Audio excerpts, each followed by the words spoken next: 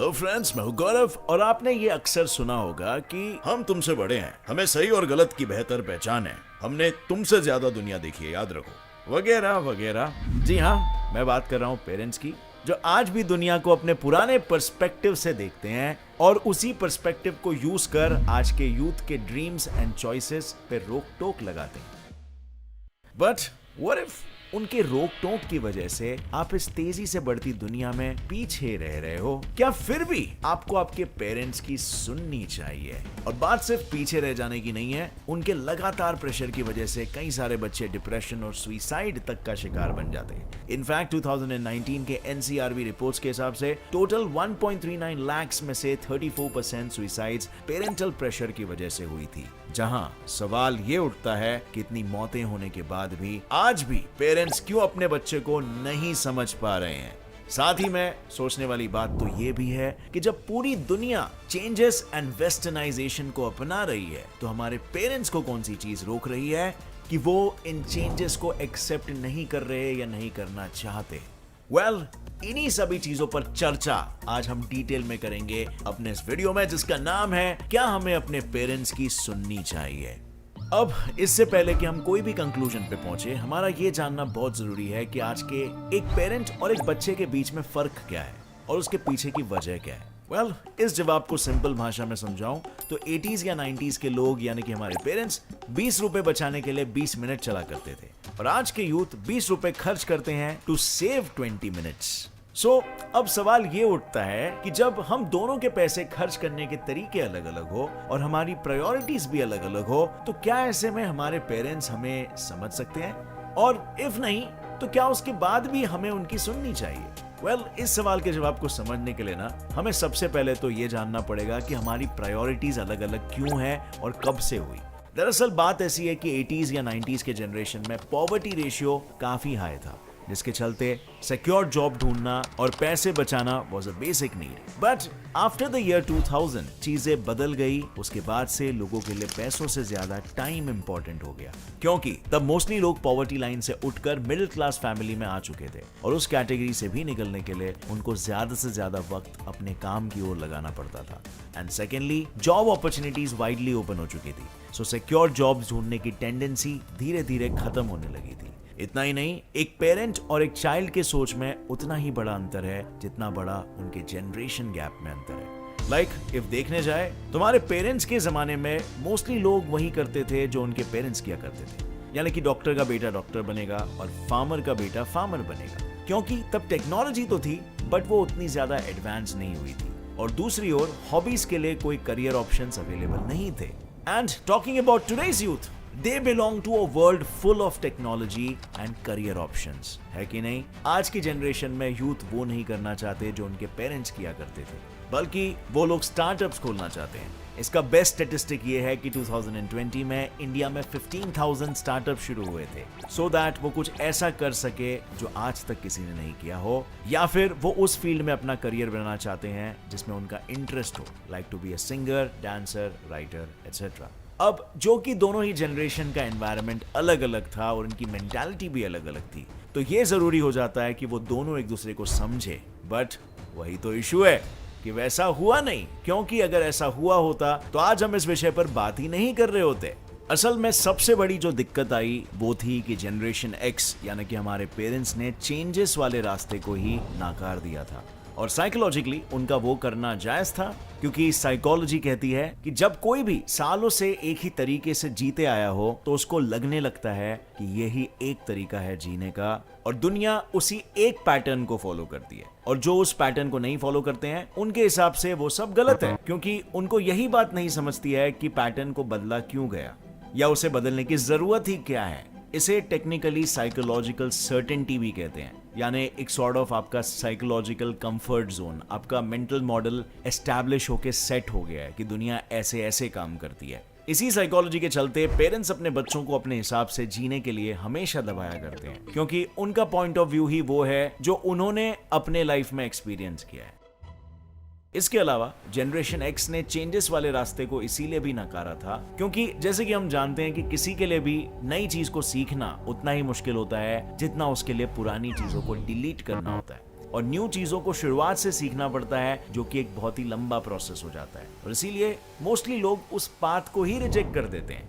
अब अगर इस साइकोलॉजिकल फिनोमिनान में आप थोड़ा और डिटेल में जाना चाहोगे तो भैया टेंशन ना लो, क्योंकि इस बात को मैं एकदम साइंटिफिकली समझाता हूं आपको। दरअसल ह्यूमन बॉडी के ब्रेन में एमिगडाला करके एक पार्ट होता है जो सिचुएशन में चेंजेस आने पर फियर, फाइट एंड फ्लाइट के हार्मोन्स को रिलीज कर देता है, जो है स्ट्रेस हार्मोन्स, एड्रेनलिन और ग्लूकोकॉर्टिकॉइड्स। सो जब कभी भी ये हार्मोन्स रिलीज होते हैं, बॉडी अलर्ट हो जाता है और वो चेंजेस को इग्नोर कर देता है। फॉर एग्जाम्पल, इफ आपने डॉग बाइट को सफर किया होगा तो जब कभी भी आप किसी डॉग के नजदीक आओगे तो आपका एमिगडाला बॉडी को अलर्ट कर देगा, या तो डर के हार्मोन्स रिलीज करेगा, जिसके चलते आप डॉग को इग्नोर करने के लिए अपना रास्ता ही बदल दोगे।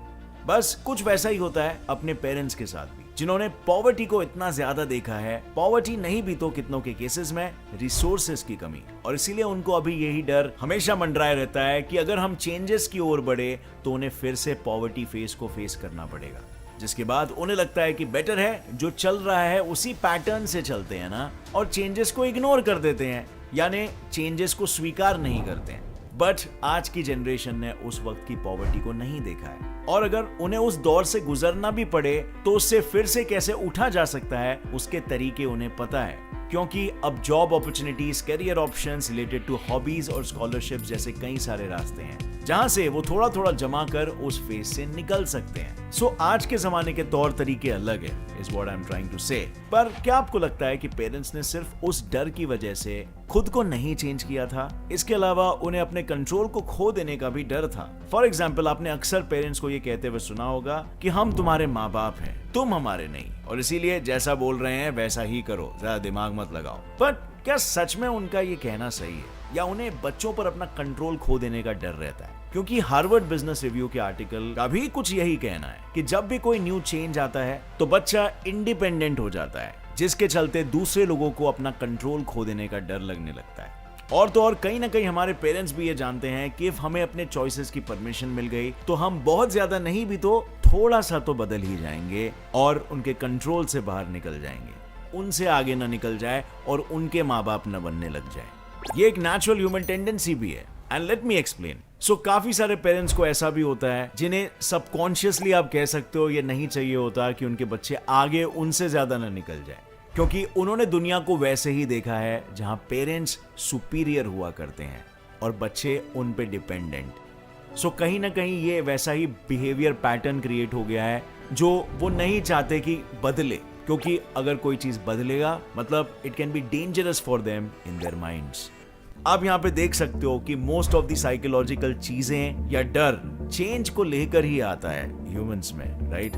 और ये रीजंस की लिस्ट सिर्फ यहीं पर खत्म नहीं होती है, इनके अलावा और भी कई सारे रीजंस है जिसके चलते हमारे पेरेंट्स ने चेंजेस को एक्सेप्ट नहीं किया था, लाइक एक्सेस ऑफ अनसर्टेनिटी, यानी कि चेंजेस वाले रास्ते में कितने इश्यूज और प्रॉब्लम्स आ सकते हैं वो कोई नहीं जानता। सो उससे बेहतर उन्होंने सेम रास्ते पर चलना ही बेस्ट समझा। और जो दूसरा रीजन है वो है कि चेंजेस को अपनाकर वो लोग अपना रूटीन नहीं बदलना चाहते थे, क्योंकि न्यू चेंजेस जिसे आप जानते भी नहीं हो उसके वजह से इंसान कंफ्यूज्ड और अनकंफर्टेबल हो जाता है। सो इन सब से बचने के लिए पेरेंट्स ने खुद को बदलने के बदले हमारे बदलाव पर रुकावट डालना चालू कर दिया, और जब कोई बच्चा उनके खिलाफ जाता है या अपने सपने पूरा करने की जिद करता है तब उस बच्चे से उसका फोन छीन लिया जाता है, उसे मारा जाता है और प्रेशर को और भी ज्यादा बढ़ाया जाता है। पर इन सब के बदले इफ उन्होंने ये समझने की कोशिश की होती कि हमें क्या करना है, क्यों करना है, हमारे सपने क्या है और हमें जिंदगी से क्या चाहिए, तो शायद भारत में डिप्रेशन और सुसाइड के रेट्स कम होते,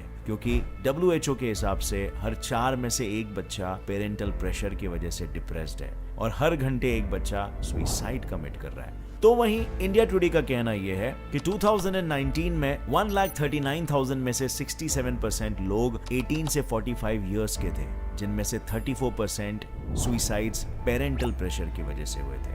पर अब सवाल उठता ये है कि क्या बात सच में उतनी ज्यादा बिगड़ गई थी कि बच्चों के पास सुसाइड के अलावा और कोई ऑप्शन ही नहीं बचा था? वेल, यस, क्योंकि जो सबसे बड़ी प्रॉब्लम है वो ये है कि हमारे पेरेंट्स हमारे सिवाय पूरी दुनिया की सुनते हैं। इफ देखा जाए तो कुछ भी नया करना हो या कोई डिसीजन लेना हो तो अक्सर पेरेंट्स यही सोचते हैं कि सोसाइटी क्या कहेगी। बट इंस्टेड इफ उन्होंने लोगों की छोड़ उनके ही बच्चों की सुनी होती तो आपको नहीं लगता कि रिजल्ट्स कुछ और होते? बट एक मिनट, क्या ये कहना सही होगा कि सारी की सारी गलती हमारे पेरेंट्स की है? जी नहीं, क्योंकि वो कहते हैं ना, ताली एक हाथ से कभी नहीं बजती है, और इसीलिए कहीं ना कहीं हम भी गलत है। लाइक इफ देखा जाए तो हम हाथ धोकर वेस्टर्नाइजेशन के पीछे पड़े हुए हैं, बट क्या हमने उनके और हमारे कल्चर्स के बीच का फर्क जाना है? जी नहीं। इफ ध्यान से देखा होता तो आपको पता चलता कि मोस्टली वेस्टर्न कंट्रीज में 18 साल के बच्चे यूनिवर्सिटी के डॉर्म्स में स्टे करते हैं, और उनके खाने पीने के लिए वो खुद ही कोई जॉब ढूंढ इंडिपेंडेंट बन जाते हैं। एंड सेकेंडली, उनका कल्चर ही वैसा है कि वहाँ बच्चे उनके पेरेंट्स से आगे बढ़ना चाहते हैं, और इसीलिए वो अपना घर छोड़ देते हैं। बट इंडिया में ना यूनिवर्सिटी में डॉर्म सिस्टम है, और ना ही हमारा कल्चर हमें पेरेंट्स से दूर रहने को कहता है। इनफैक्ट देखा जाए तो वहाँ 18 साल में बच्चे खुद की कमाई पे जीने लगते हैं, जबकि भारत में 25 से 27 साल की उम्र वाले भी अपने पेरेंट्स पर ही डिपेंडेंट रहते हैं। इफ अगर आपको लग रहा है कि मैं कुछ गलत बोल रहा हूं, तो फॉर इंस्टेंस सोच लो, आपका कोई बेस्ट फ्रेंड स्टार्टअप खोलने के लिए आपसे 8,000 रुपए मांग रहा है, तो क्या आप उसके सपनों में इंस्टेंटली इन्वेस्ट कर दोगे? नहीं ना। बट क्यों? उस पे तो आपको ट्रस्ट भी है, और उसका भी वही सपना है जो आपका है, इसीलिए उस हिसाब से तो आपको उसे समझना चाहिए, राइट? बस कुछ वैसा ही होता है आपके पेरेंट्स के साथ भी। एकदम से चेंजेस को एक्सेप्ट करना किसी के लिए भी इजी नहीं होता है। And talking about the solution ये है कि उन्हें वक्त दो, कि वो आपको समझ सके, और आप वक्त लो कि आप उनकी सिचुएशन को समझ सको।